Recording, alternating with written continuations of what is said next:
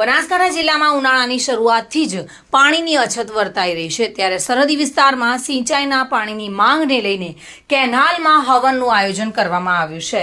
Minor અને branch કેનાલમાં પાણી છોડવા માટે હવન દ્વારા સરકારને જગાડવાનો પ્રયાસ હાથ ધરવામાં આવ્યો છે। થરાદના પૂર્વ ધારાસભ્ય ગુલાબસિંહ રાજપૂત સહિત ખેડૂત આગેવાનો પણ આ હવનમાં જોડાયા હતા। ઉનાળામાં સિંચાઈના પાણી માટે કેનાલોમાં પાણી છોડવાની માંગ સાથે સરહદી વિસ્તારમાં પાણીની માંગને લઈને કેનાલમાં હવનનું આયોજન કરાયું હતું। જોકે મોટી સંખ્યામાં લોકો પણ તેમાં જોડાયા હતા। માયનોર અને બ્રાન્ચ કેનાલમાં પાણી છોડવા માટે હવન કરીને સરકારને જગાડવાનો પ્રયાસ હાથ ધરવામાં આવ્યો છે। આજે આ માલસન બ્રાન્ચ કેનાલની અંદર હનુમાન જયંતિના દિવસે યજ્ઞ યોજવામાં આવ્યો છે। ખાસ કરીને હનુમાન દાદાને વિનંતી છે કે વાયુ વેગે ગાંધીનગર જઈને ગુજરાત સરકારને, મુખ્યમંત્રીને, સિંચાઈ મંત્રીને સદબુદ્ધિ આપે અને આ વિસ્તારના લોકોએ, ખેડૂતોએ કરોડો રૂપિયા ખર્ચીને બિયારણના, ડીઝલના અને અહીંયા જ્યારે બાજરી, રજકો જેવા ખેડૂતોને જે પશુપાલન નિર્ભર થાય એના માટે જે ખેતી કરવામાં આવી, પિયત કરવામાં આવી છે। સૌ સરકારને પાણી નતું આપવું તો મહિના પહેલા જાહેર કરી દેવું હતું કે અમે ઉનાળામાં પાણી નથી આપવાના, કોઈ ખેડૂતો સિંચાઈ કરતા નહીં, પણ સરકાર દ્વારા જાહેરાત કરવામાં આવી, ભાજપના નેતાઓ દ્વારા જાહેરાત કરવામાં આવી કે પાણી આપવામાં આવશે ત્યારે ખેડૂતોએ પિયત કર્યું છે।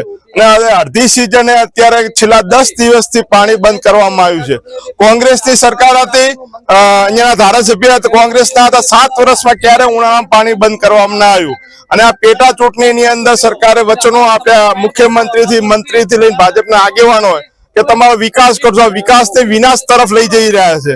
આજે કરોડો રૂપિયાનું નુકસાન ખેડૂતોને જઈ રહ્યું છે। એટલે હું તો આપણે હનુમાન દાદાને વિનંતી કરું, વાયુ વેગે ગાંધીનગર જાઓ, સરકારને સદબુદ્ધિ આપો, નકા આ વિસ્તારના ખેડૂતોની આ સરકારને ક્યાંય છોડવાની નથી। ગઈ વખતે લોકસભાની ચૂંટણી હતી તો પાણી આપ્યું, આનંદીબેન મુખ્યમંત્રી હતા, 75 મીટર જયારે ડેમની સપાટી હતી ત્યારે પણ ઉનાળામાં પાણી આપ્યું, ત્યારે અત્યારે ડેમની સપાટી પણ ડબલ છે। તો શા માટે અન્યાય કરો છો? હવે તો આ વિસ્તારના લોકોએ તમને ધારાસભ્ય તરીકે બંને વિસ્તારમાં ચૂંટણી મૂક્યા, તો પણ શા માટે અન્યાય કરી રહ્યા છો એ ખબર નથી પડતી। હું આપના માધ્યમ સરકારને, મુખ્યમંત્રીને બે હાથ જોડીને વિનંતી કરું છું, મહેરબાની કરીને આ વિસ્તારના ખેડૂતોને હાય ના લેશો, નુકસાન ના કરશો। અત્યારે ઘાસચારો બળી રહ્યો છે, જો 1-2 દિવસમાં પાણી ના મળ્યું તો કરોડો રૂપિયાનું આ વિસ્તારના ખેડૂતોને નુકસાન થવાનું છે।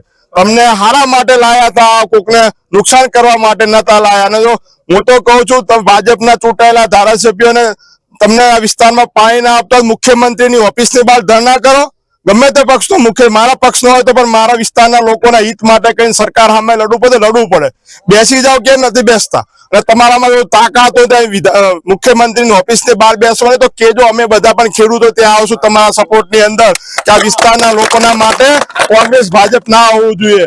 એ માટે સરકારને વિનંતી છે, જો અહીંયાના લોકપ્રતિનિધિઓને પણ વિનંતી છે કે તમને જે લોકોના કલ્યાણ માટે ચૂંટણી મૂક્યા છે, માત્ર આંગળીઓ ઊંચી કરવા માટે નથી મૂક્યા। તો તાત્કાલિક ધોરણે પાણી છોડાવો, એ સૌને હનુમાન દાદા આજના દિવસે સદબુદ્ધિ આપે।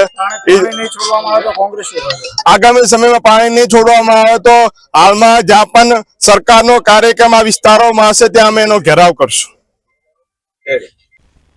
મહેન્દ્ર ઓઝા સાથે bureau report, today Gujarati news.